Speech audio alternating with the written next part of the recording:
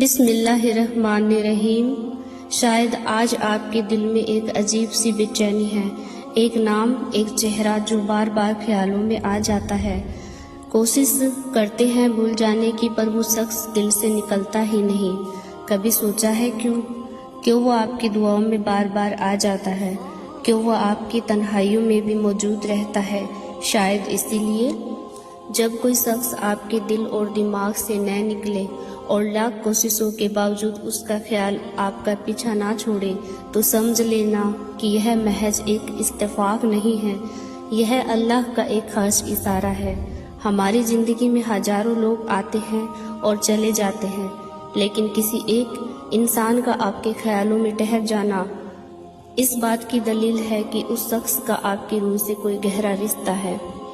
دوستوں، کیا آپ کے ساتھ بھی کبھی ایسا ہوا ہے کہ کوئی چاہ کر بھی دماغ سے نہ جا رہا ہو؟ مجھے کمنٹ میں اپنی رائے ضرور بتائیں۔ اصل زندگی میں اس کے کئی معنی ہو سکتے ہیں۔ کبھی کبھی اللہ کسی کو ہمارے خیالوں میں اس لیے زندہ رکھتا ہے تاکہ ہم اس شخص کے لیے دعا کریں۔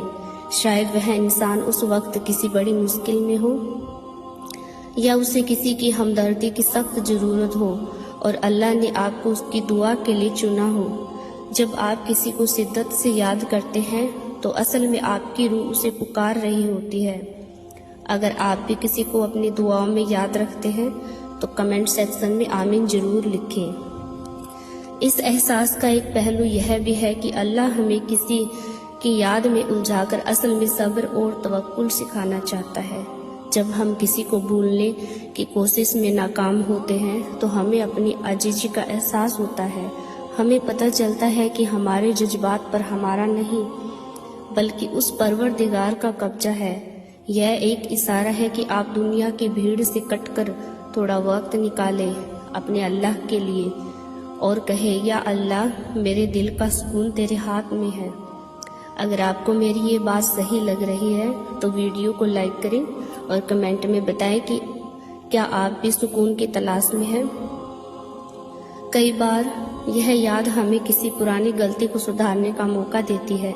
اگر کسی کا خیال بار بار آ رہا ہے اور اس کا خیال دل سے نہیں نکل رہا، تو شاید اس کا کوئی حق آپ پر باقی ہو یا کوئی بات ادھوری رہ گئی ہو۔